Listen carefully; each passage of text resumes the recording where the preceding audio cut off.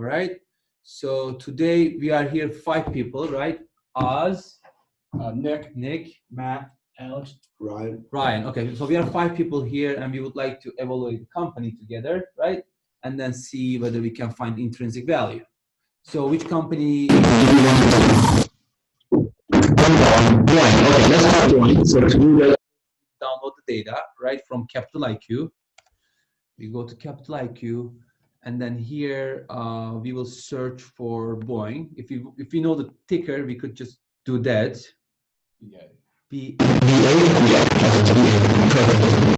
So we search for Boeing, and then we got the we can click on income statement, let's say, right? And then we can decide on how many years.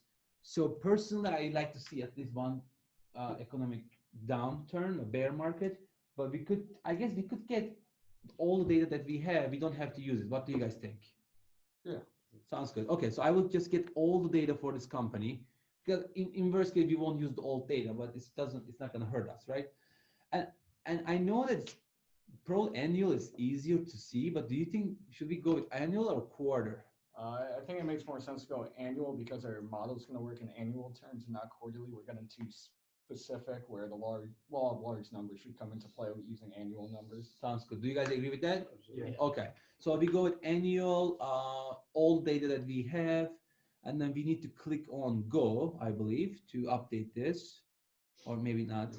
1992 all the way. I want to just double check to make sure everything is good. So it looks like until 2019, and everything is US dollars, which is good. So, and are these millions of dollars or thousands of dollars? What are the numbers again? Should be millions. In millions, perfect. All right. So let's download it by download financials. I know this will take some time. This thing is turning around. Just wait a little bit. So this is rotating at the top. Let's wait a little bit. Boeing. And we could maybe talk while we are downloading this. How can we choose the right company to evaluate instead of just going with all the companies? How can we filter them out? Gotcha. So basically the way I like to try to look at it is I try to find broken stocks, not broken companies. So you could see a stock like Boeing where it's traded down tremendously, which I think is more of a case of a broken stock and not a broken company. So is there a way for us to see that here? Maybe we can open the Excel file and show it there, right? So let's take a look at it here. So Boeing, when we look at it here, maybe we can go through each tabs to make people familiar with it, right? So first Excel sheet here is the key stats. So what are the things that you are looking at here, guys? you're gonna want to look at your revenues for sure. That's the first line item we're gonna look for. Okay, so what do you see when you look at these revenues? Increase in revenue for the most part until the end. Right, increases most of the times, except the end. Maybe it's a good idea in general to click here, right? Enable editing first, and then I like to put here view and where is it again? Where is it? Okay, right here. Thank you. So now if you do this, actually it's beautiful here. Look, let's have this video maybe a little bit longer, and next video we'll have another company more shorter form, right? Yep. So here we can see actually down second row shows us the growth of the revenue as well, right? So it looks like they are having trouble in last 2 years. Agree? Last year. Yeah, that's Last year? They had the issue of the Boeing 737 MAX 8 series. Crash, right? Yes. Yep. And it's been out of production, so we expect to see revenue decline, but we'll probably see when we look at inventory is building, but we're not necessarily seeing that it's revenue yet. Today we just read an article that they sold over 30 of them at the Dubai Air Show, which was the past few days. So that should cause. Yep, but usually those are orders, so you're not going to see that till, I think Boeing has a 7-year backlog, so you won't see those for 7 years. Okay, so all right. So one of the reasons we are looking at Boeing is because it's a strong company, right? And it doesn't have much competition in the industry, right? Airbus is the another one, pretty much they dominate the world, right? And that's what we want to see in general, right? Yeah, well, you got a duopoly, so you got a lot of pricing power. And Exactly. we like monopolies looking at stocks because we want them to just utterly be able to increase their gross margins as much as they can. Exactly. And when we buy the company, we are planning to not sell it at all, at least 30, 40, 50 years. So we think that Boeing should be there next 30, 40 years, unless something extreme happens, which we cannot predict that, right?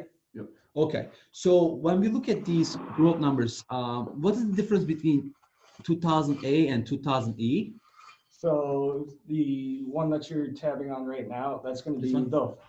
that is the last 12 months. Okay, last 12 months. So, and then the one next to it is analyst expectations. Perfect. This So is the usually I don't expectations. download that because that might bias what I think looking at other analyst expectations. I see. So I usually like to take that out and then try to form my own opinions rather than using somebody else's that might bias me. Sounds good. So far, if you look at this data, what I see is if you take the average of, let's say, 2, 3, 4, 5 years, right?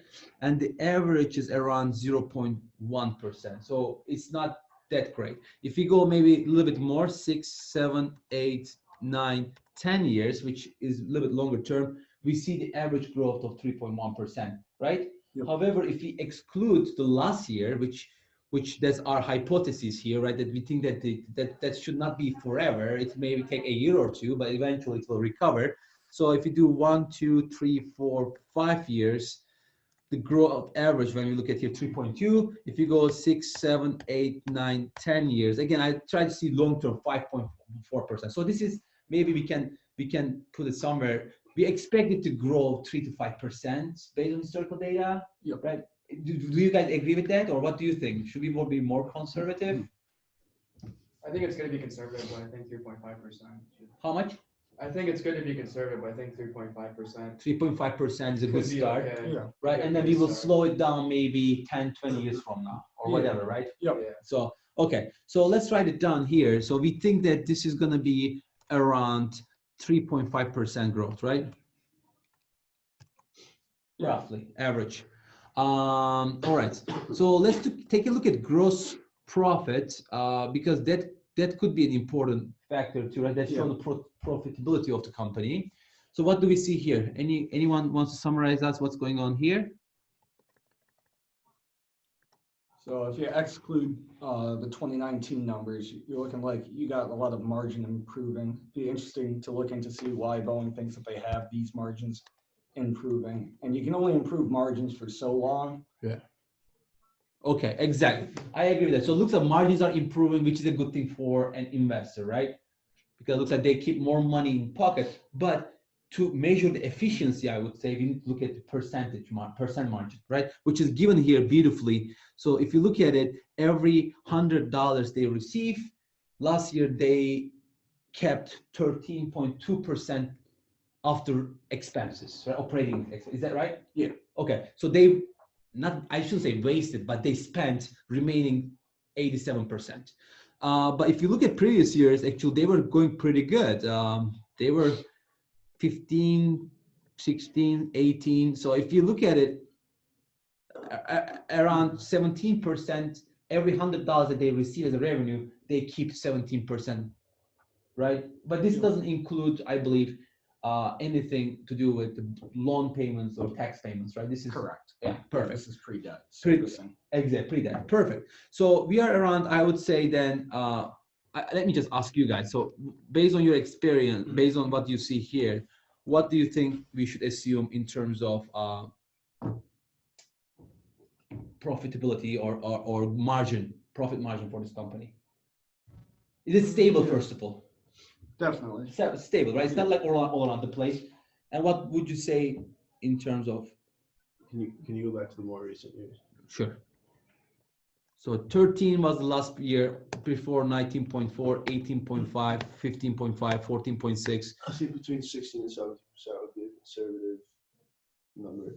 Right? If I recall off the top of my head, it's been a while since I really looked into Boeing, but they're trying to become more of a service oriented, doing a lot more maintenance stuff, which is a much higher margin business, much like Apple's trying to do. Right. So I like the last 2 years almost a little bit more.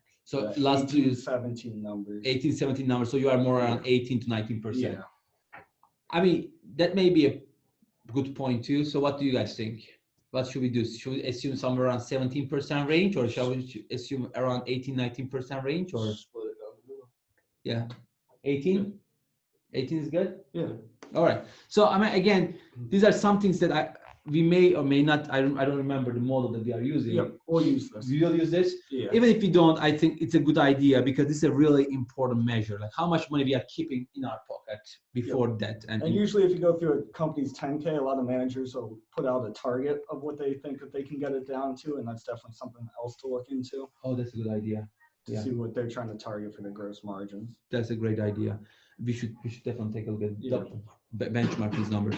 So EBITDA is another important measure, right? Earning Yep. before interest, tax, depreciation, amortization. So what do we see here? So what's the difference between the profit margin versus EBITDA? I think about 6% every year. Around 6% a year. So where does it go?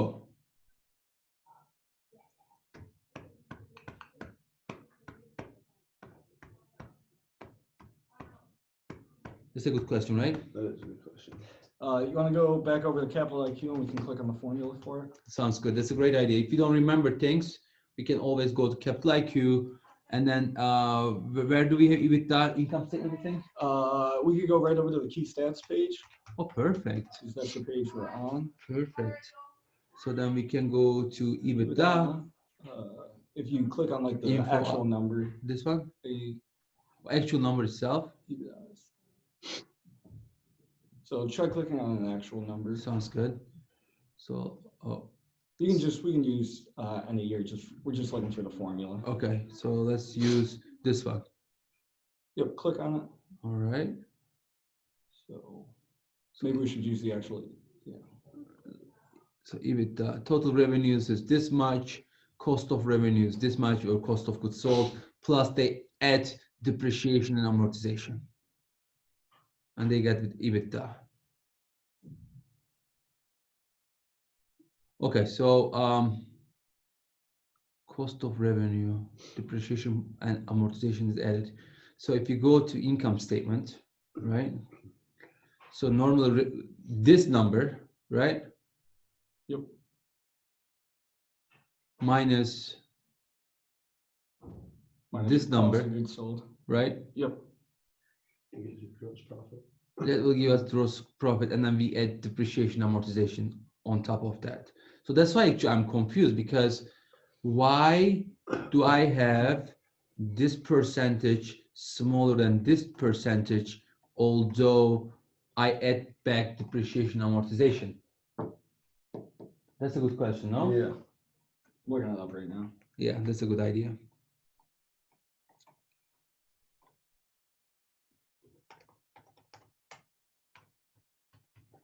All right.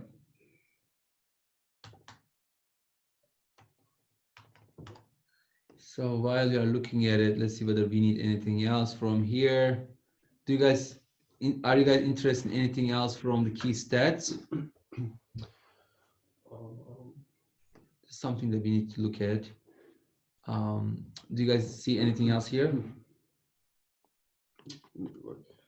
Because important. EBIT, earnings from operations, net income, growth period, and so on, right? So I guess maybe we just look at the income statement, balance sheet, cash flow statement, multiples quickly, Yeah. and then go back to the spreadsheet, huh? Yep. All right, so income statement, again, like any company, we have revenue, right? We have cost of goods sold, that will give us gross profit, that minus that. And then we have a bunch of normal expenses related to not directly product, but right, selling and general administrative and depreciation numbers, blah, blah, blah. That will give us operating income, and then net interest expenses, and then that will give us EBT if we subtract the interest expense, right? Yes. Okay. So then, okay, net income is here, but net income is not a great measure for investors because, right, we can play with the books basically. What we can do is invest so much in capital expenditure, for example, which will not be shown as a part of net income calculation, but depreciation part of it will be calculated. Or we can play with the inventory levels and things like that, account receivables, and play the game. And that's why we play don't the like accounting game. exactly. That's why we don't like net income in general, right? But even though we don't like net income, let's take a look at it, see what's going on. So if I lock this again, top left corner view. Where is this? Right here, right here. So if you look at it, net income wise, where is it? Right here. So net income for Boeing. So if you look at 2018 numbers, $10 billion, 8 billion, 5 billion, 5 billion, 5 billion, 4 billion, right? And then again, almost 4 billion, 4 billion, 3 billion, and 1.3 billion. So if you look at last 10 years, excluding the last year, on average, our net income is $5.1 billion, right? Yep. And it's I feel like it's pretty much constantly increasing. I mean, there may be some exceptions, but except last year, their net income. So it is a good company, right? I that's what we want to see. You agree? Okay. So, and if you evaluate this company based on this data, what would you say in the future to expect from this company next 10 years in terms of net income? Which again is not our number one target. What do you guys think based on what you see? Do you expect something greater than 10 billion on average, or historical average, or what would you expect from this company?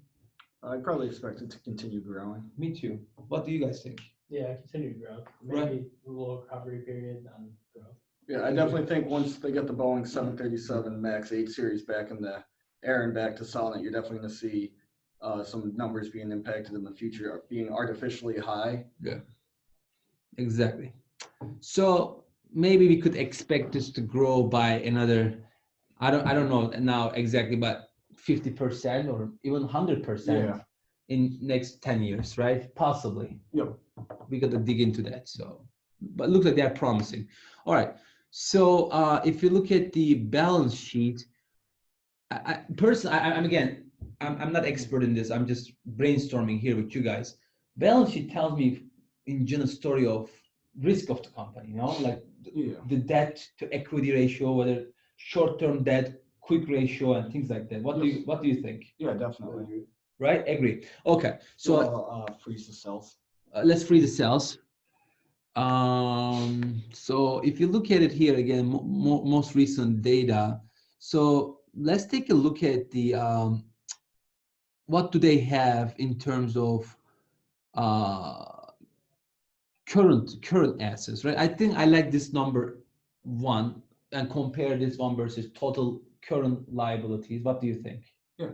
So it looks like this company, V as in like, is it right? When you buy a company, you gotta think like, right? V, because you are gonna be the owner.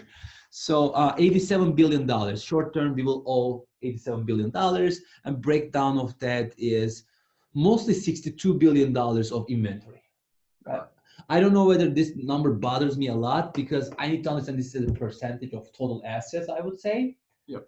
And also industry standards, which I want to see Boeing, how efficient they are, right? Because we always talk about in analytics, inventory, so much inventory is bad because that comes with what? When you have so much inventory, what's bad with that? You got a lot of holding costs. You have all the holding costs, right? You tie the capital, it doesn't generate money for you, right? But if you don't have enough inventory, then what happens? You won't be able to sell it. You are not going to be able to sell it, right? You are not going to be able to satisfy demand. So there's a trade off that. So I don't know perfect ratio, but that's something that we got to think about. And make sure when you're comparing to use a comparable company like Airbus, because if you compare, it's a lot like a company like Ford. It's a lot quicker and cheaper to produce a F-150 than it is to produce a plane. It's a lot more capital intensive and takes a lot longer to produce it. Really? Yeah, it's years to build a plane. Oh, okay. Because I went to Boeing's facility in Seattle. That's a pretty cool facility. They take so much time. It's I think the biggest space in the world in terms of volume. It's huge, and I think every day they can produce one airplane, but that doesn't mean it takes one day, of course. Yeah. They break it down in so many pieces, but that's kind of cool. Yeah. Anyway, so $87 billion of total current assets and mostly inventory. Looks like receivables is 20%ish or 18% of that, whatever, somewhere around that ballpark. We could normalize these values. But when we look at their total assets, is $117 billion. So it looks like they don't have much other than, I mean, their non-current asset is not that high, right? Their long-term assets is not that high, actually. Is that right? Yeah. 87 billion current assets and the remaining, I have only $31 billion of gross property, plant and equipment. So I think that's kind of cool because I would assume that this company is more capital intensive, but not necessarily. Sounds like proportionally. 31 billion is high number, but in comparison to the total current assets, they don't have so much gross property, plant and equipment, relatively speaking. Do you agree? Yeah. Right? It's kind of in terms of return on tangible assets, maybe is really good. Anyway, that's one thing that I think is kind of important. So if you look at the liabilities, $81 billion current liabilities, we say that the current assets 87. So we want to see this greater than 1 for sure, right? I mean, Yeah. Because otherwise you may have liquidity issue within 1 year. Yep. Okay, but so it looks like they don't have that issue. Agree? Agree. Okay. So how much cash do they have, by the way? I'm curious. I mean, I would say cash and cash equivalent 7.6. If I consider the short-term investments, so they have $8.5 billion actually, really liquid, right? In balance sheet, the top numbers are most liquid and goes down less and less liquid, right? Yep. Okay. So I don't see any problem in 1 year or two in terms of, right? Yeah, no red flags. No red flags so far, but we could have, right? If you do this analysis for other companies, we could have those problems. All right, so let's take a look at their equity. So what's going on? Which numbers would you look at, guys? You want to see how many shares are outstanding? Where is it? And it should be on the bottom there. Right here? Mm-hmm. Yep. So, okay. Definitely see if that's increasing or decreasing, if the company's issuing shares or buying back shares. So what's going on then? That's a great point.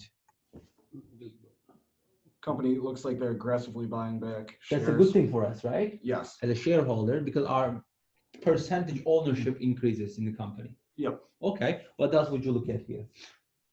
Don't we need total debt for later?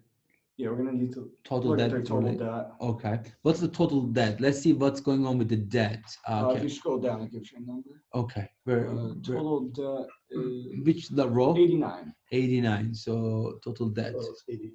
Or Net debt. Is oh, that sorry. which Yeah. one? Up one more. Up one more. Yeah. Okay. So 13, 20. Oh, they increased debt a lot here, right? 25, 9, 9. So what's going on? Why did they increase from 13 to 25? They're probably having to finance all the Yeah, planes finance that all they're these sitting on. planes that they can't sell right now, but they want to keep producing them. The U.S. government grounded the 737 MAX. Yeah. So they have all these planes that they're producing or have the parts for that they can't sell. Okay. They legally cannot sell them until they fix the problem. But they just keep producing it. So they. I'm not sure if they're. Yeah, they keep producing it with hopes it's just going to be a software update. So rather than halting production, Yeah. they just keep producing them, and then they're just going to update the software. But on it. instead of having the turnover of build it, sell it, they're just building. So I'm sure it's going to cost them. Yeah, because they're just Yeah. fulfilling purchase Yeah, they're orders, financing basically. Yeah. multi-$100 million planes. Do we know how much does it cost to produce one plane on average? Variable cost. They don't like to give that out because everybody's getting different prices. They do a Okay. lot of price discrimination if you're a big buyer or small Yeah. buyer, so they keep that number pretty hidden. I see. Okay. All right. So is there anything else that you would like to talk about here in the balance sheet? On average, it's a $9.2 billion plane for one of those. Which one of book value of Mhm. equity? So when we're looking at their inventory, Yeah. if you're dividing whatever 80 billion by $9 billion a plane, I would say it's. they don't I really think have $9 that billion much. doesn't sound right. I think one plane should be around 100 million or no? Not for these planes. Really? It says right here, I don't know. $9.2 billion. What was their total revenue? Let's see. Look Um, at revenue and see if 9 billion a plane makes sense. so total revenue, That'd be income statement, yeah. So total revenue is around Let's see. Yeah, that would mean that 100 they billion, right? only produce like 12 planes. So if they 11. produce, I think 365, if they do every day one, right? I think that's what I heard last time, but I may be wrong. Again, this is, we gotta do more research in I this. might have read that one. So then it's gonna be $277 million a plane. Oh, I see what they did here. It's cost them $9.2 billion in R&D. cost, like, as far as lawsuits and Oh, I see. extra testing. Yeah. That's what it means. So I think one plane costs 100 or 200 million, something around that Yeah. range. And a lot of companies, like airline companies, lease their plane to try to Yep. mellow out that cost. Yeah. Okay. How about the oil prices? How does it impact? It doesn't impact these guys, It right? really doesn't impact even the airlines. Everybody hedges oil prices so much. It's basically more of a benefit to them if, for an airline company, if oil goes up, because they can use that as an excuse to charge customers more when they're really not paying more. Yeah. Makes sense. You can also look at like government contracts. I know Boeing does those. You can find those on Bloomberg. What percentage of their income comes from government defense contracts? Do you know 20% or I something? think there's a tab that Really? breaks down some stuff, depending on if Boeing breaks it down. Okay. Not every company breaks down different segments. Yeah, again, these things maybe are not important for our number calculations. It is, but I think it's very important to, in terms of our story, right? Storytelling. Okay, perfect. Anything else we want to see in balance sheet for now? No, I think we're good. That's good. Cash flow statement is, I think, our favorite as investors, right? Because that keeps track of cash. Would you like to talk about this? Like, what are the numbers that you, or anyone that you guys want to look at here? Obviously, you start with net income and add depreciation, right? What else would you guys look at here? Just freeze. Scroll down. All right. I mean, if you go on further, you're gonna look at your capital expenditures. Capital expense is a very important thing, right? Because as an investor, I really don't want to have capital expenditure unless it's necessary, right? Because it costs me money. If revenue depends so much on capital expenditure, that's not a good thing for me. Or R&D. Yeah, it kind of depends on what their return on capital is going to be, though. If they have a high return on capital, you want them spending more because they're going to bring more back. Exactly, right? So if you have zero capital expenditures, your company's not going to grow. Exactly. So when we spend money, we want to have extra free cash flow generated based on that, right? Otherwise, why are we spending it? You rather give me dividends or buy back the shares, and I enjoy it, right? Yeah. I agree with that. Makes sense. So, what else do we see here? Cash from operations, 15.3 billion. Looks like this is pretty much going up, Which is good. which is good. Capital expenditures. This is the number that I would like to see. And what do you guys see here when you look at capital expenditures? Is it stable or is it all around the place? Relatively stable. I think very stable, no? Yeah. Right? Nothing too crazy. Nothing is crazy. It's not like one year they spend 20 billion and another year they spend 500 million. They spend pretty much always 1.72 billion or whatever. That's the right, which is a good thing again. Yes. Sounds like I think so far this company is doing fantastic, except 2019. Do you guys agree? Yeah. Okay. So let's take a look at what else would you guys want to look at in the cash flow statement? Do you want to look at total debt issued? That's what we talk about, right? It looks like it increased, except again last year, look at their debt issue was all right. Yeah. And even this debt issue goes crazy up. I feel like I may be wrong, but Boeing is too big to fail. At this point, I'd agree. Right? Government won't let it fail, I feel like, because who's going to produce American airplanes? Yeah. Right? They'll still wipe out you as a shareholder gladly, That's like they true. did to GM. The shareholders got wiped out, not the company. That's true. So but as a stockholder investor, I wouldn't plan on the government that's a bailing good you idea. out. But if you consider to lend them money, Yeah, that's It- more of a debt side. I see what you're saying. Makes sense. Yeah. Yeah, You're right. because everybody that owned the GM stock got wiped out. Yeah. Yeah. All right. That's a good point. So this is a very important number for us. Then Yes. this is going risky. So if this goes up again and again a few years, what's the stress testing? So can we do stress testing here? Like for example, if it goes up again, six more billion and 6 more billion, how many billions can be handled? Yep. So back to that question, I guess. So we need to look at the total cash. Let me see. I'd almost be interested to maybe hop on an earnings call and see what management has to say why they're increasing their debt, if they have a valid reason. Yeah. If they're taking advantage of low interest rates and trying to raise some cash for the future. Yeah.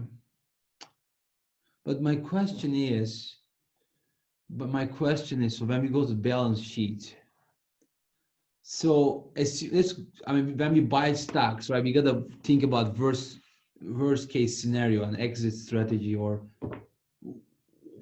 so if this keeps going on, this issue, a year or 2 or 3, hopefully not longer, and if we need more and more money in terms of that, do you think our financiers will finance us?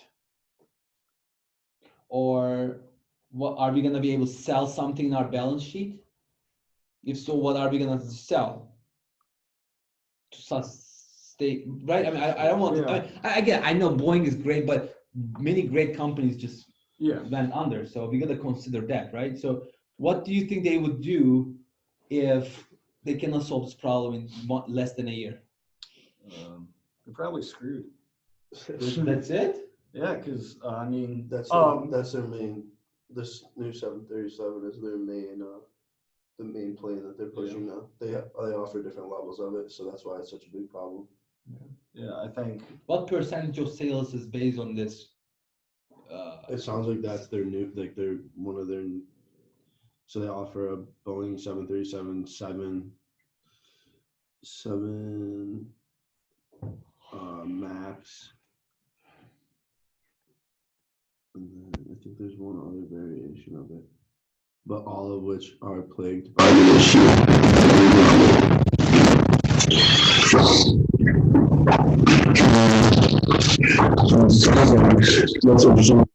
With the $9.2 billion of cost because of all of this, how that will affect the financials in 2019. So basically they need the debtors, right? So if they cannot borrow money, if it lasts long, they will have a big issue, right? Yeah, definitely. Because they don't have. There's not, I guess, if it keeps getting beat up, maybe you can see Airbus buy it, but I think the regulators would be very skeptical of a foreign company owning Boeing. Yeah. And as you see, like when you look at total current assets, most of it is again inventory. And if I cannot sell that inventory, that's valued zero. Yeah, and the plane's not worth anything in pieces. It's not like you can go just sell the seats to it.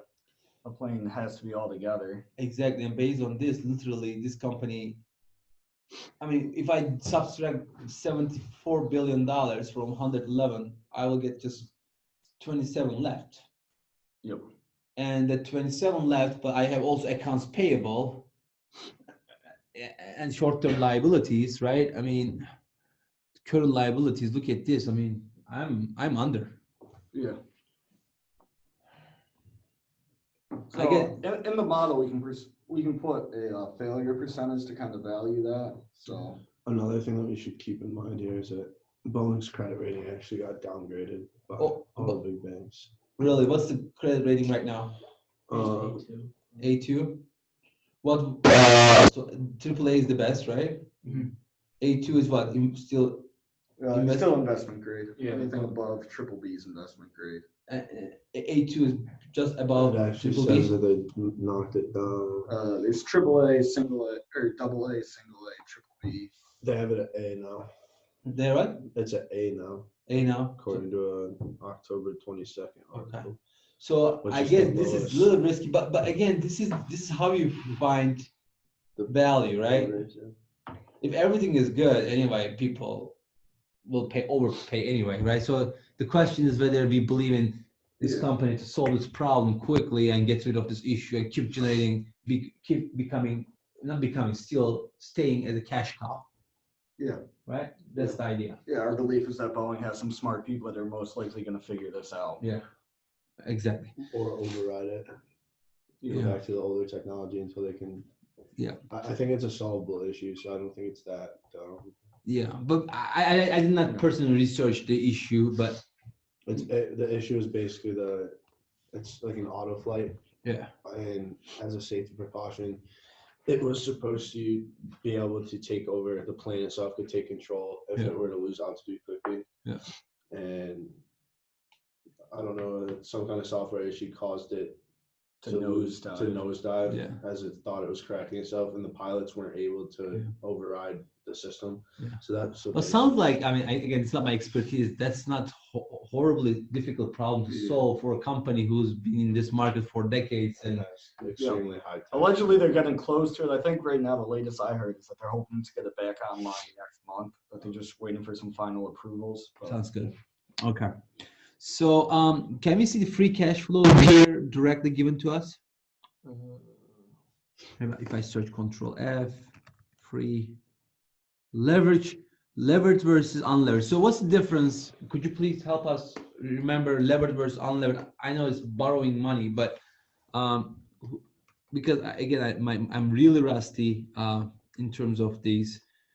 Can someone help us understand levered versus unlevered return? So Okay, free cash flow. Yeah, levered is, I'm reading this off the it's all right. Levered cash flow is the amount of cash a business has after it's met all of its financial obligations. And an unlevered free cash flow is the money that the business has before paying its financial obligations. So that'd be debt. Yeah, just before and after debt servicing. So which one is before? Unlevered. Unlevered is before that. Levered is after that. Yeah. So levered should be always lower than unlevered. Yeah. And looks like they don't have much interest payments. It doesn't make really much difference, right? The numbers are very close to each other. Agree? Yeah. Okay. So free cash flow is pretty good, right? Let's see. Do you want to look at levered or unlevered? Usually, I mean, let's use levered. Levered. Because they're going to pay the debt. They're gonna pay that. Okay. 2, 3, 4, 5, 6, 7, 8, 9, 10. 10 years average. They deliver us $3.3 billion on average cash flow. This is the most important number, right? Pretty much for investor. If I had to pick one, and 2, 3, 4, 5. So if I look at last 5 years, around $5 billion. So these guys are delivering me on average $5 billion. What do you guys think is gonna happen if once you look at this performance? It's going to keep growing. I wonder if these years with the negative free cash flow, if those are like new models coming in, like high R&D going into them. Oh, we need to dig into that. Dig into why those are Can there. we just dig into 2014, for example? So let's take a look at 2014, for example, net income, right? So if you go to net income in 2014 was 5.4 billion in comparison to 4.5 previous year. So actually nothing bad here, right? Yep. Depreciation, not a big fluctuation. Yep, and that wouldn't affect our cash flows. Exactly. So let's take a look at other things that are huge numbers here. So change in inventory. Whenever this negative, that means they sold more inventory, got rid of, right? So then what's going on? Could we maybe go Down. Capital expenditure is pretty stable. What's this? so That's a big number. So they invest in marketable equity securities. gotcha. So maybe they took a stake in some other company, but They could purchase a different company. Yeah, maybe we could take a look at this one, right, to see what they did, because that's $4.7 billion they spent our money, right? yeah, and that's pretty close to what the cash flow was negative by. Exactly. All right. So, but overall, feels like when we look at this cash flows, we could expect this company to, sounds like, deliver us, I mean, $8 to $10 billion if problems are solved, right? Next 10 years on average. What do you think? Yeah. Easily. Yeah, something pretty close to that. Yeah. Agree with that, everyone? All right. So let's take a look at quickly multiples too, since we are doing this long video to cover the fundamentals here. So what are the values that you guys like here in terms of ratios? So what is this TEV? Total equity value. Is equity or enterprise? Enterprise value, yeah. Are you sure? I Yes. don't know. Yes. Okay. So again, I think this is, we can do horizontal analysis here, but I'm not sure again, TEV, I hope we are right, but what is that? Total enterprise value. Enterprise value. So our total enterprise value, which is, could you please help us read what's enterprise value again? That's including the That's the market cap plus interest bearing louder, debt. please. Market cap plus. Interest bearing debt plus preferred stock minus excess cash. Okay, so everything by all the stakeholders, whatever they have in the company, right, minus excess cash. Okay, so when we look at the enterprise value of this company versus what is LTM? Last 12 months. Last 12 months revenue. So it looks like this company is now valued at 2.42 times the revenue. Yep. Again, we can compare this one with other industry competitors or the overall market. I don't know S&P, what's the number here. It's a good idea to look at it. But if you look at historically, it looks like this company got more and more valuable in comparison to its revenue.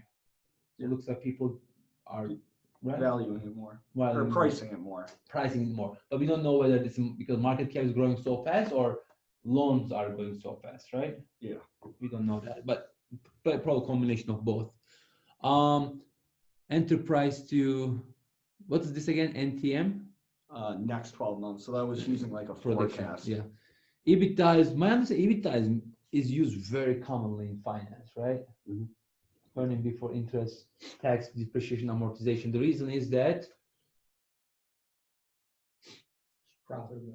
profitability, but it's better than, I guess, net income because in many aspects, I guess. Because why? Because it's back. I don't know the answer, by the way. I'm Because just, those are always like changeable, like tax and Yeah. depreciation. Right. Those are all just kind of variable. So it just, you want to be able to look at, how is the company actually performing? efficiency of the company. Efficiency. Of That's the a good real way to put it. company, right? Yeah, that's a good way to put Makes sense. Yeah. I like it. So that's why EBITDA tells us better story about efficiency. Okay, perfect. Another multiple you're gonna look at is the PE ratio. P is where is it here listed? Yeah, Should be. should be P to Where is P to it? that one right P to there. EPS. Earning per share, right? Yeah, price to the last 12 months. This one. Yes. Okay. So that's pretty high. Wow, it's so high. But Because you got to it remember doesn't that say right they're now not they have so earning, many expenses right now, but they're not generating revenue. 'cause So the- that's gonna. the planes are grounded. So they're not earning. Oh, I see what you are saying. That's why I think I hate to look at this ratio directly personally. I rather want to see this as a 5-10 year horizon. No? Yeah. But Or what do you mean by? What I mean by that is that, so can I just convert this number, let's say, annual. so based on actually what we think that the earnings should be. So what I mean is that, so I would say, so this is the number, right? So I could adjust this number personally by These are all monthly numbers, just so you know.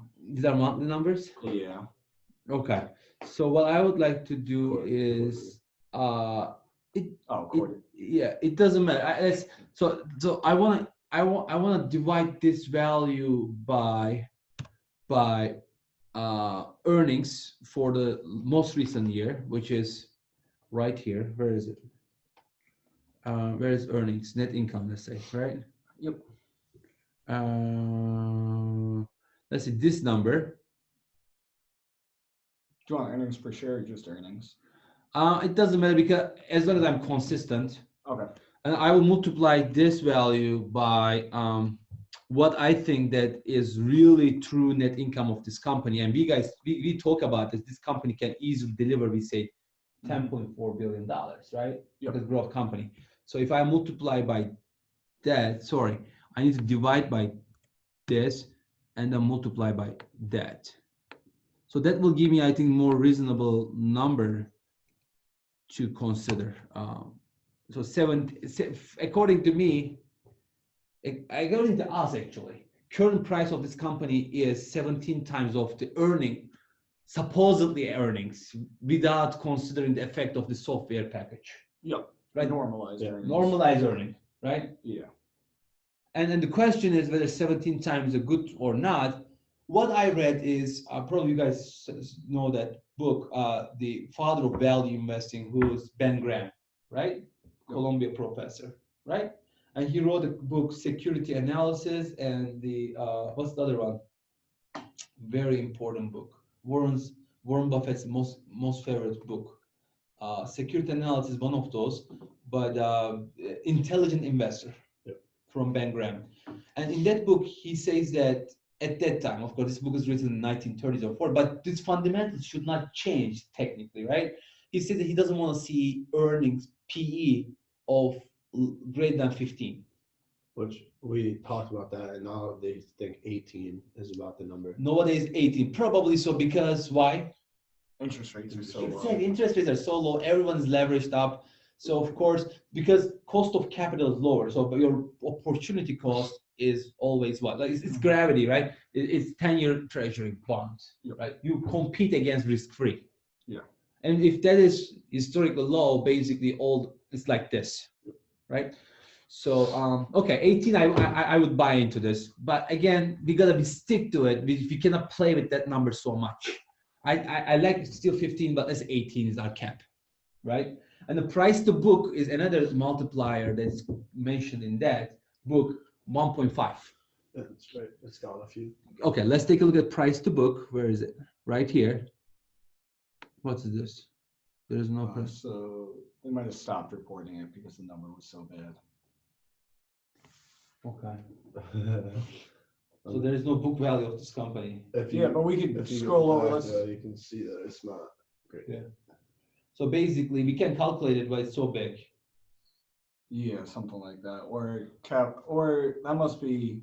That could just be a cap. That could just be Capital IQ messing something up. All right. which So is let's more take a look at Yahoo Finance. Does have it, right? Sure. Yahoo Finance. Again, I know this video is a little bit too long, but I think this is a healthy initial meeting conversation so that we are on the same page to see how we see the company, right? So if you look at here, what's Boeing again? Yeah, I think it's two. I can click on it and get the values. A. BA? Yep. Okay. Maybe in summary, it should be. Should be. Or if you go to the top profile. Profile, where is it? To the right more. It's the historical data down. Here? Right. No, to the right. The of that. profile? All right, so let's see whether we can see the price to book here. No, maybe not here. Financial statistics, maybe? Statistics. Yeah. Right there. Price to book not applicable. But we can, I guess, calculate it, right, roughly. So $370 per share price. The last reported one was a high of 172.22 times and a low of 159.17 times. Okay. So I'm guessing it got so high that you can click on the numbers and it'll calculate it for you. Yeah. So basically, the last high was 1700.88. Okay. So it's very high because we look at the equity, right? Balance sheet. Where's my balance sheet? So right here. So if I look at the equity for this company is what?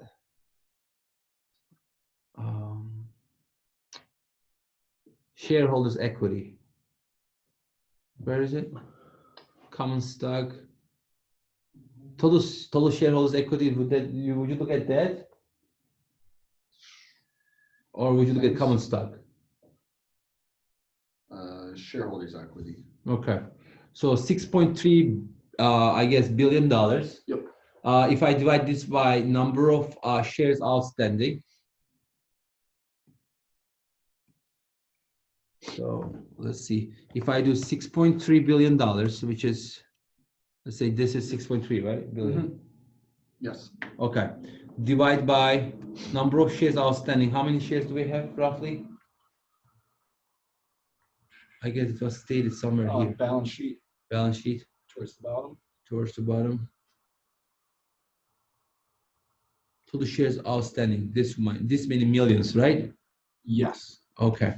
So basically, earning book value per share is $11, right? Mhm. And if I divide the price, current price is $370. About that.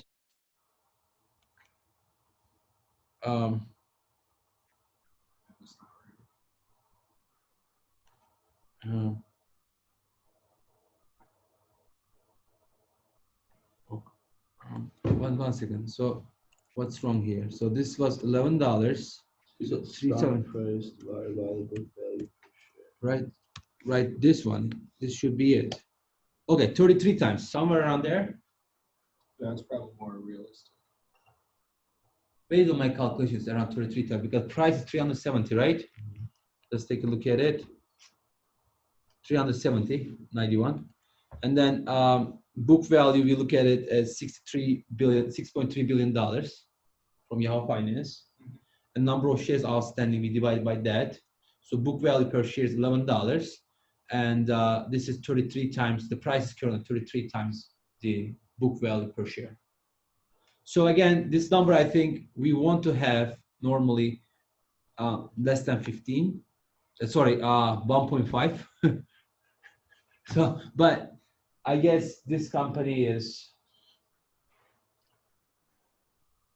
Can we try taking the total assets minus the total liabilities for book value? See what we got. Okay. That doesn't seem right. Yeah, is that? So let's do total. Go to balance sheet. Total assets, which is where it's balance sheet, right? So total assets, which is minus liabilities, which is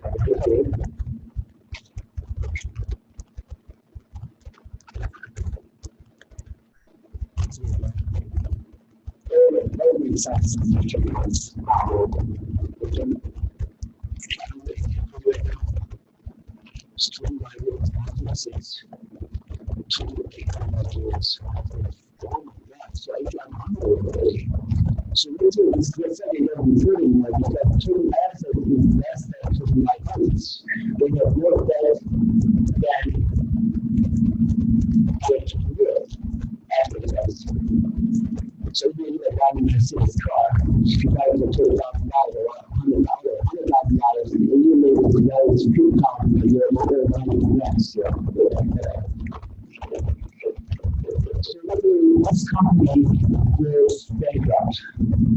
If they're going to pay debt, there's no equity balance. So I don't have it.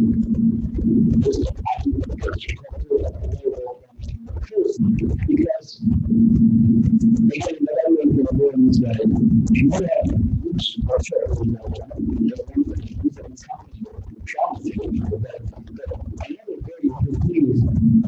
see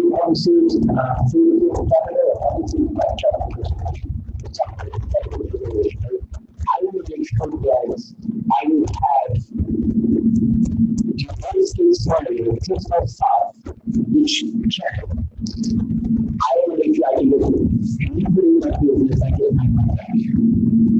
I don't see what it's going to do. I mean, I do something for everything. I would rather do it. Yeah,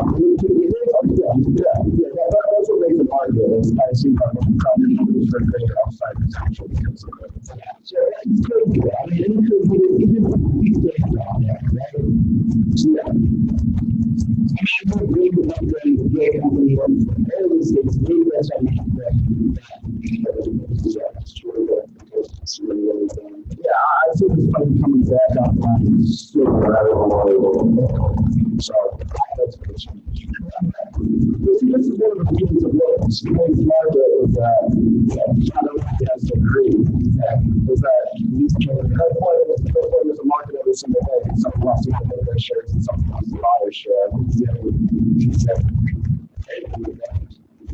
And that's not the beauty of it. It's hard. It's a crack. There's no one answer to it. They would not say that, oh, I don't lose, not get it today, lose today. Yeah, again, what I will do is you see the ones, keep the investment as a punch. So you can only, in your lifetime, you can only get the punch of that punch card 10 months to 25 life. So that's the money I'm 20. Maybe that's the 60 years. So every 2 years, you get a coupon card. So that's why every company will pay is super valuable. Makes sense? So you don't need to punch hundreds of times. You don't need to punch 20 times. And you will be very hundreds of times. So that's why I don't just do for every single girl because it's not that let's keep it. But personally, just again, if you're talking like the old outsiders, I would say those girls just because this. I have to always have a person. People come to me, I get maybe I will do wrong, I guess never. If I'm the one that doesn't these things, and he says, oh, it's going to be together. It's not going to like that at all. You're going to really want to know, and you're going to get people who want you that they claim to know something, but they are wrong. You don't make money like this if you don't know how to do that, right? So anyway, beautiful. So it's nice communication. Now we will right? So let's take a look at the capitalization movement. So we have to say here, we do anything here that you guys use. Okay. So let's go a little bit more. Capital structure summary. This is the debt structure. I have really used this part, but they could just sort information. I don't know. You don't think.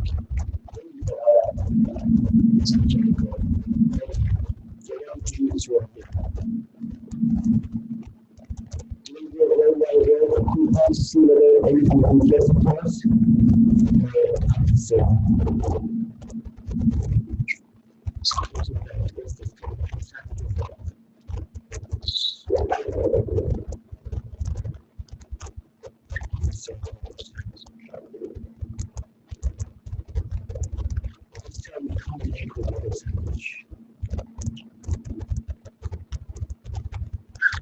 total category on this company has 100%, 130% owned by debt.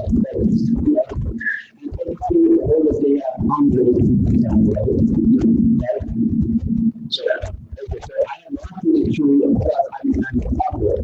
And historically, when we look at those numbers, they have 4%, 9%. 7.5%, 28%. So look at this number shows that 48 to 70%. So the compliance looks like we have one equal those things. But I would change a lot, but every percentage shrinks not 1 year, 2 years later. So something good. If you look at the secretary of all these people,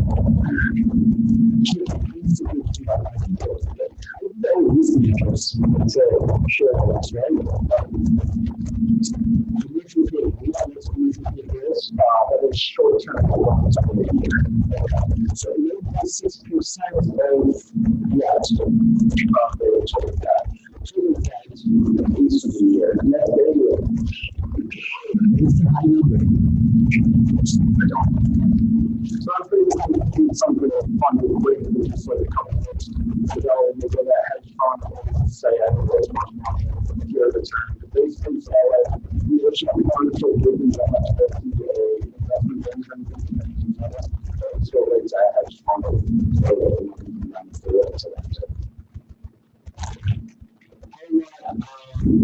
Senior bonds and bonds. So we got so there's like 1% of the balance is short term. Yes, I think that again. Shoot for the Spread out. Actually, we have that 2.1, 23 million.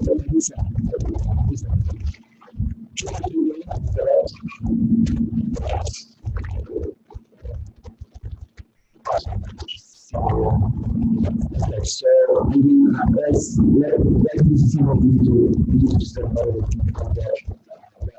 Let's find out. Keep going.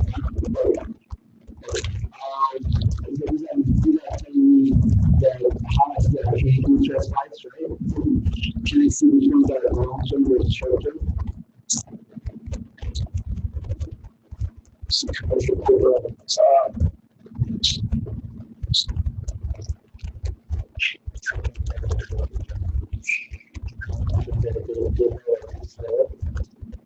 That's what they're pushing. So this guy, I actually big damage on this. This.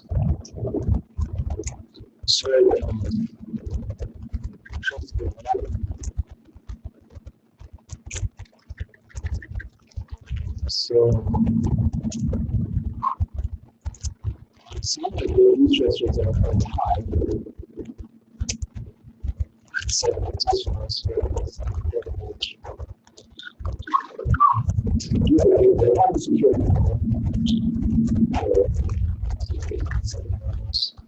it's honestly quite big. So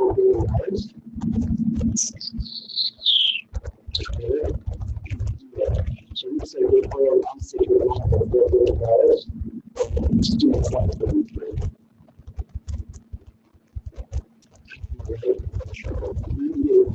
See that? So the other unsecured loan is $4 billion. There's also this is a too big. That's only something that's big, right? Yeah.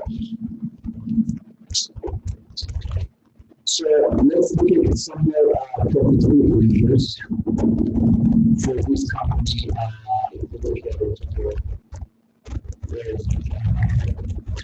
So if you're looking for profitability, let's say this company is more profitable or less profitable. So in terms of return assets is, except last year, getting rid of money is pretty nice, right? 4.5%, 6.0%. So that is more profitable in terms of return assets. Return on capital, same story. Return on equity, same story. Short term for the side targets, so much stuff like that. And leverage is not good. If the interest rate is at long term, which is 8% higher percentage, and the interest rate at gold, which is that's not good.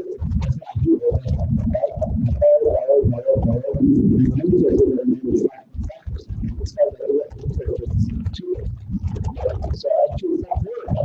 You understand the chart is short term, long term,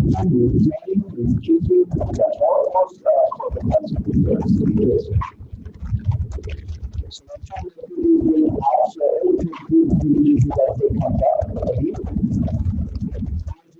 this, yes, I need to know about this. EBITDA is really happy. Asset turnover, short-term profit, short-term ratio, still on that, so right?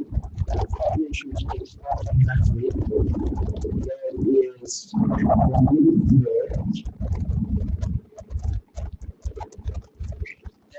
inventory. Okay, so I think we can almost do this in some evolutions. There's so much data.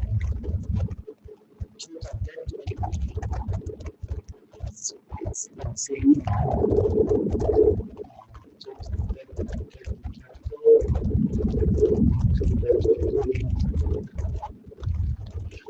guess we are done with this. Yeah.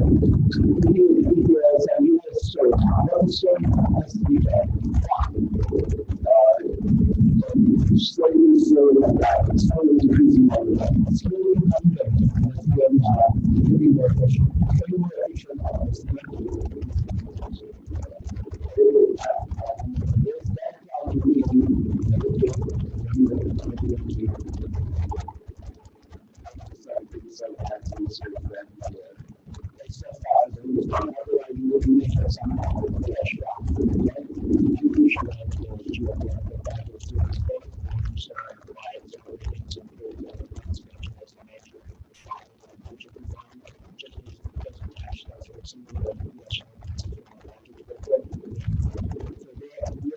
There's that stronger tax cuts, especially back for ourselves in the United States. To the US. So why US government gets tax cuts? That's money.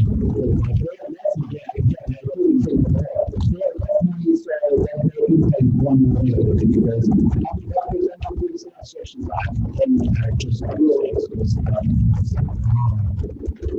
that's it.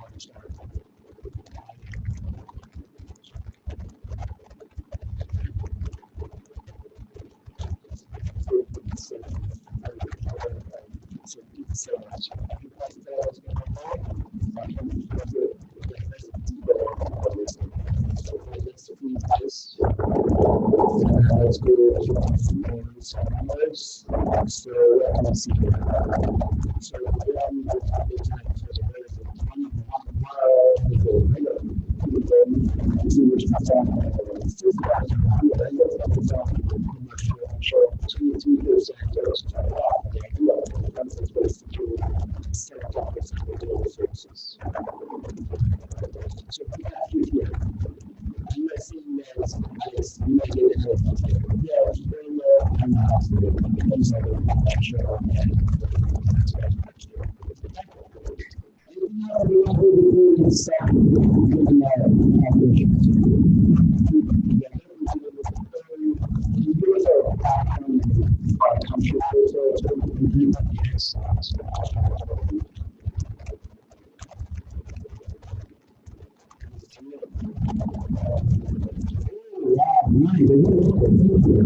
So let's go down to this story. The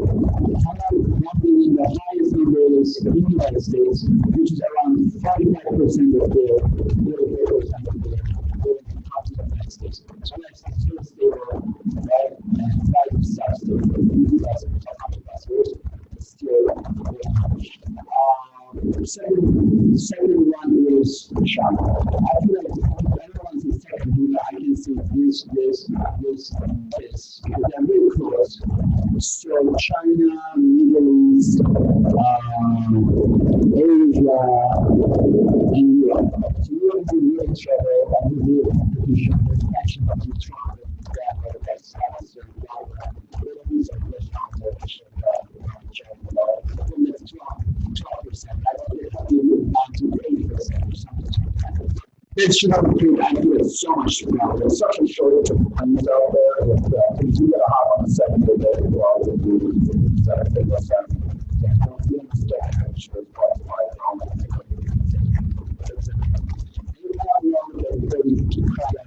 Yeah, I wasn't wanting to do this curiosity and also being on the next story. So now let's examine the values and come up with decisions of value. So let's do a step by step. What is Expenditures? So the valuation base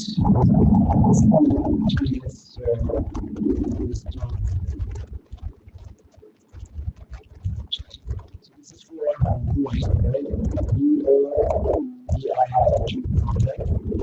United States, right? So let's do that.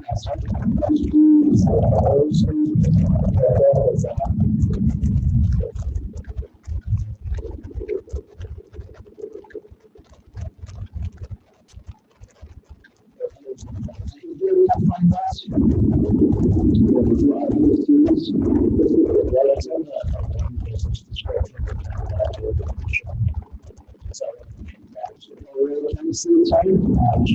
So that's what time. So I'd say try to play if you know how to control just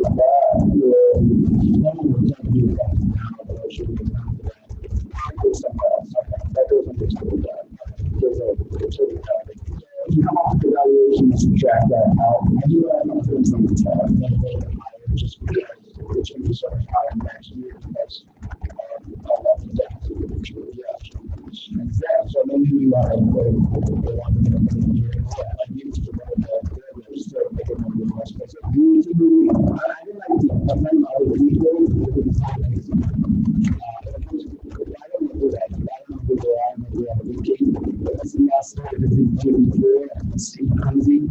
And you can see here it increased by, let's say, percentage. But you can see here like percent increase, right? This for this type like this. So that covers your 1% here. But the default is like this, that's really conservative. That's not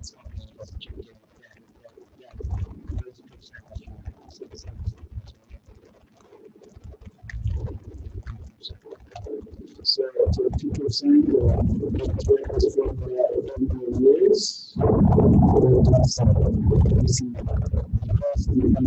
So if you think about that's like 3 years average, I don't know, I'm just thinking 20% more than the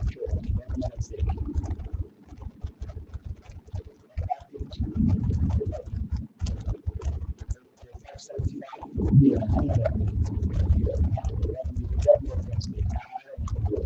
I'm just trying to think something funny.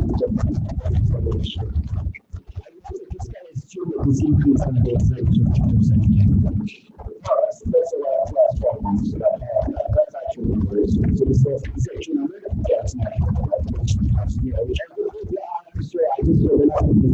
Yeah, so only on the key stats we have that. All honesty, thank you for your so let's see how we can into practice and shall we like this number another 30 years back. No, it's not so far.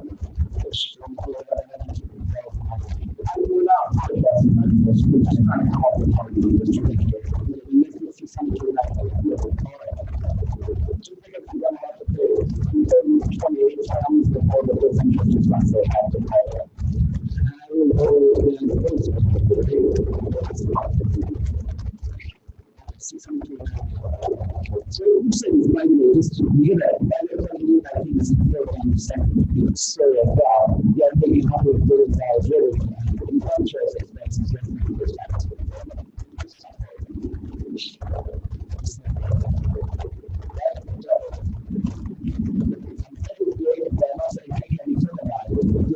So because when you get paid, you got to check on that. Less than 1%.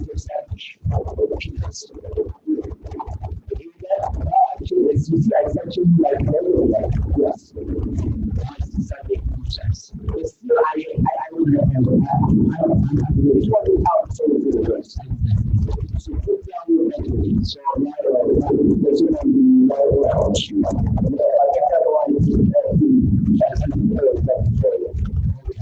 So down.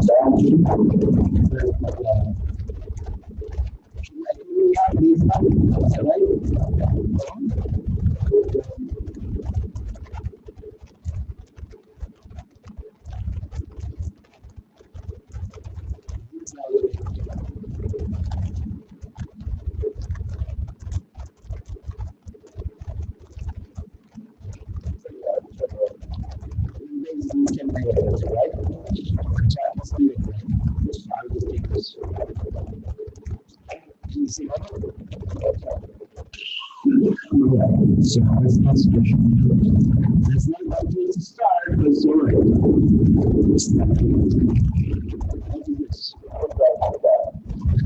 So then we can, so I'm looking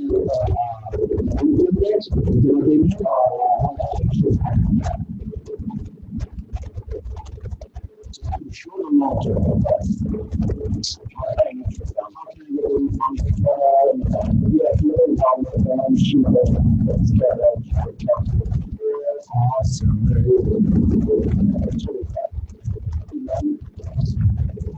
So,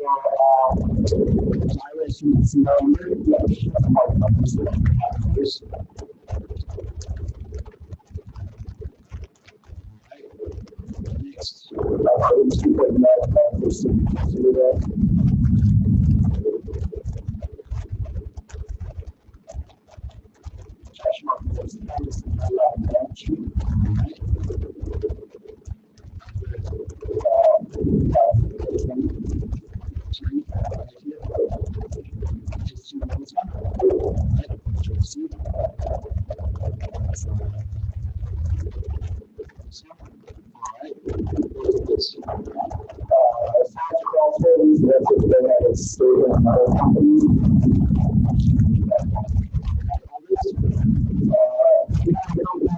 Berkshire Hathaway, a whole company. I don't know exactly how to use it, but that's what I'm saying.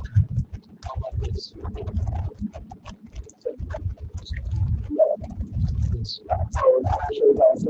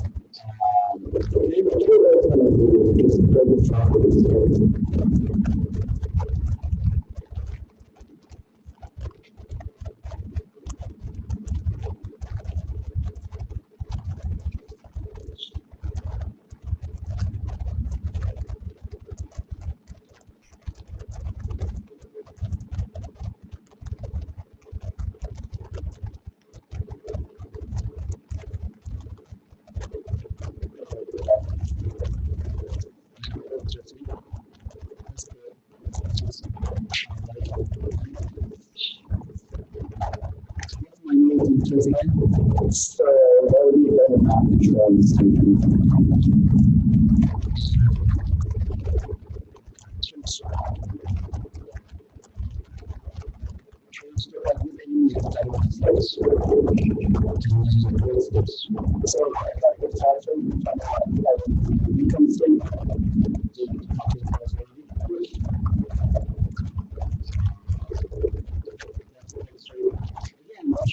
guys, very common. How can you yeah, it's just really like, so I was thinking, you can have it, you know, I mean, you might be able to I do use together because I'm pretty sure that everything yesterday was used to that. This semester, next semester, I feel it's kind of beginning. So sometimes I had it done, just you don't have to go there. You should go down, so you should probably change the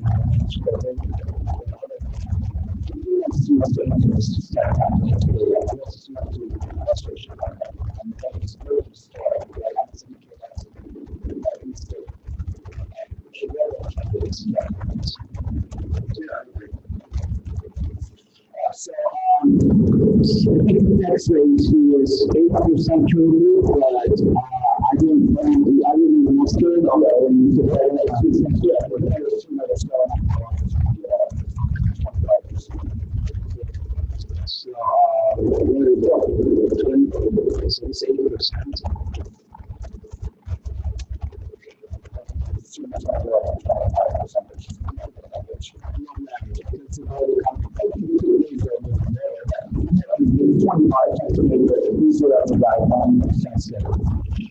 Let's continue with the goal up to year 5.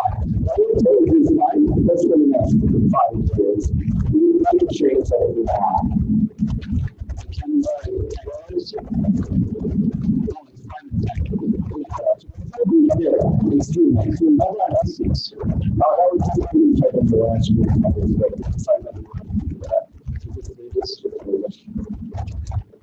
So, all the 5 years, for the first 5 years, let's go 2.5%. We come up to that, and then afterwards, that's what operating margin. So we start like 17, 18, right? We start to 18,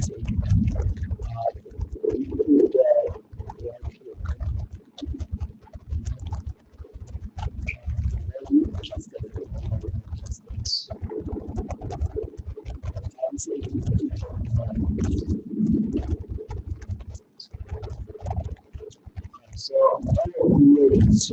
So I'm basically saying, so right now it's we expect loans to go at 3.5%, and after for 5 months after that we expect it to be very strong. I feel like it's likely it's too short of a way. I feel like that role with some years and it's not this problem. They make really thank you teachers but she was like yeah, I don't know yeah.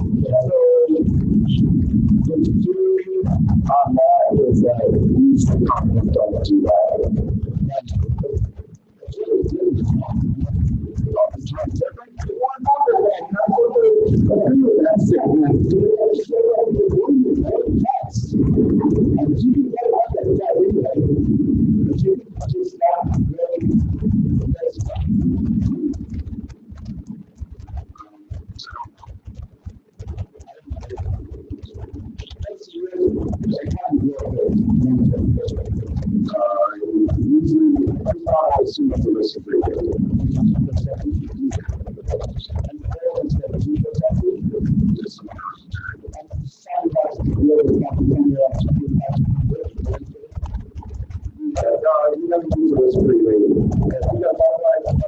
So when you come up with the terminal value, you need to value create that you can become the US economy.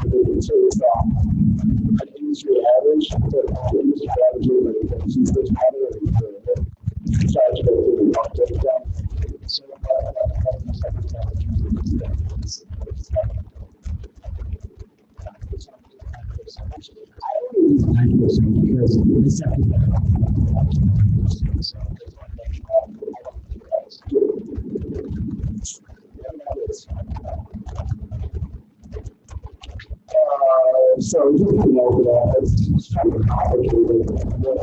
It's a value, value of different options that a company has. And now up at the top.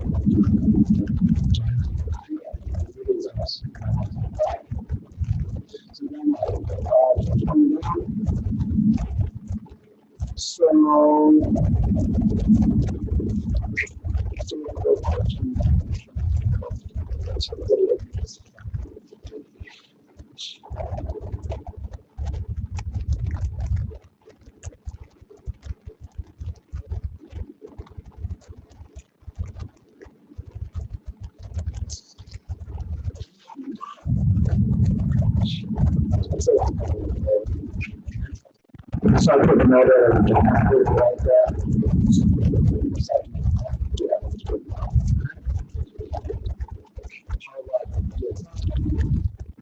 Just know that.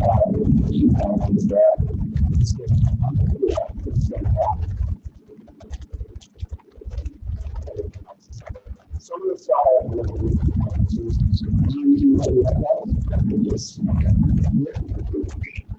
so what do you see like there's some so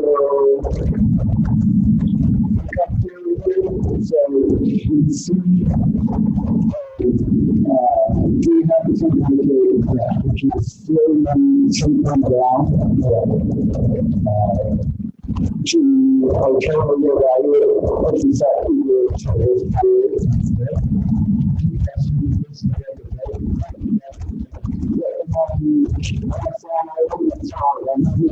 sometimes what we do in a company, maybe the value of that might have kind of have 10 hours. You see how this number line up every other chart of those so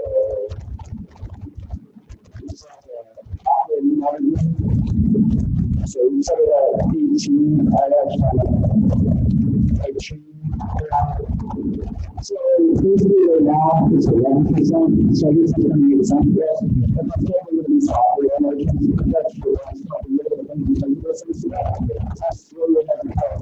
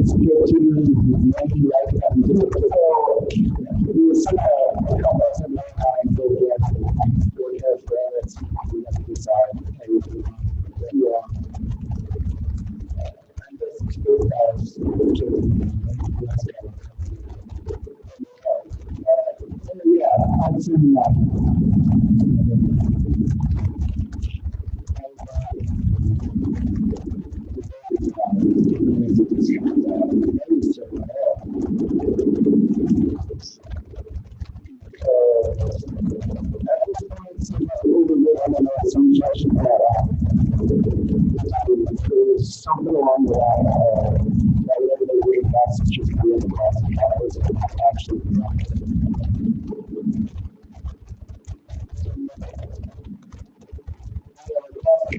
solution that has the recovering everything. So now this takes value of every year. This gives us a terminal value and terminal cost capital. This is my terminal value. That sounds that makes a lot better. And finally, because of these, this kind of goes about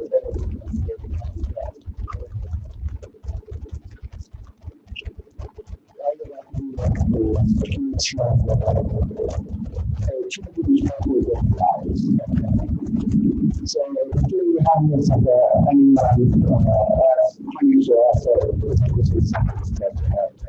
So now can the price that's where that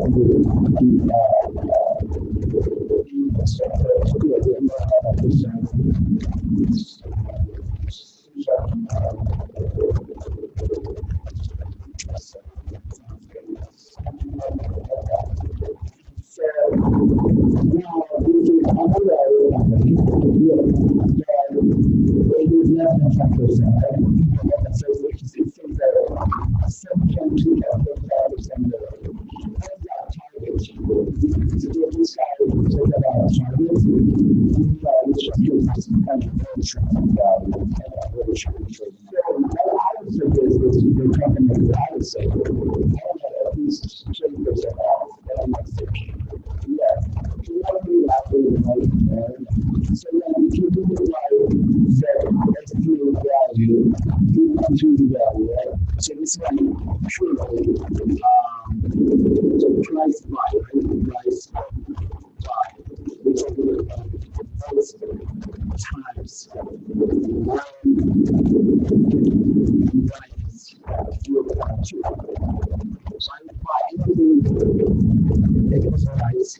price sell.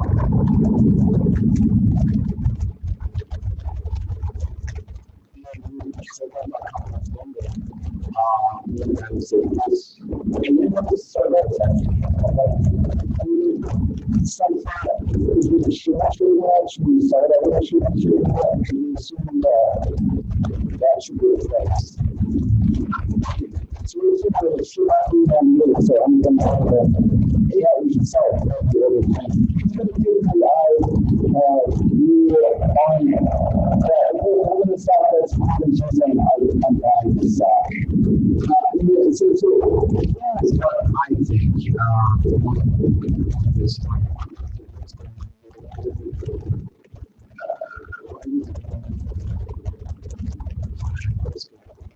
So, this is what I think. This is the value of this company. If I want to generate 9%.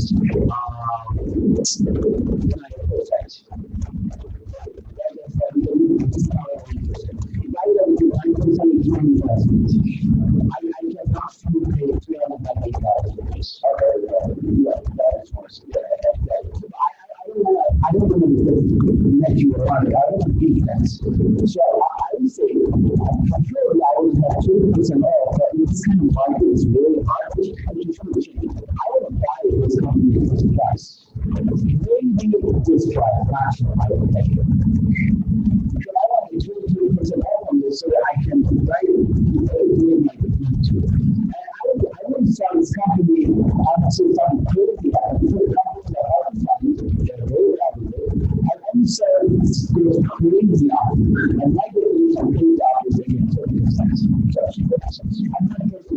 So I would buy this price, I would serve it this price, I would buy it in zero and price. I trade price if I justify using this. So if I have showed them something that I would tell them.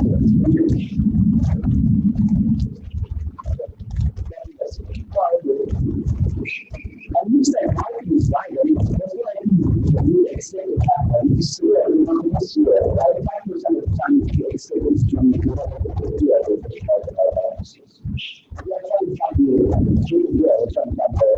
That's not very good. It's on the fish. So, that's true. I think automation is clear. But it has to be something that we can consider. However, it's down to that.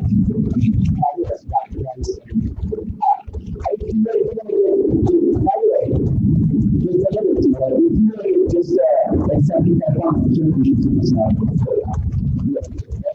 if you want to be doing it's not enough. The intelligence is not enough for us. If you say, discussion,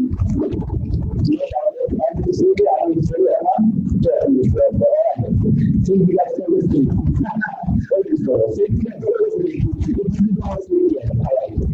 So that's what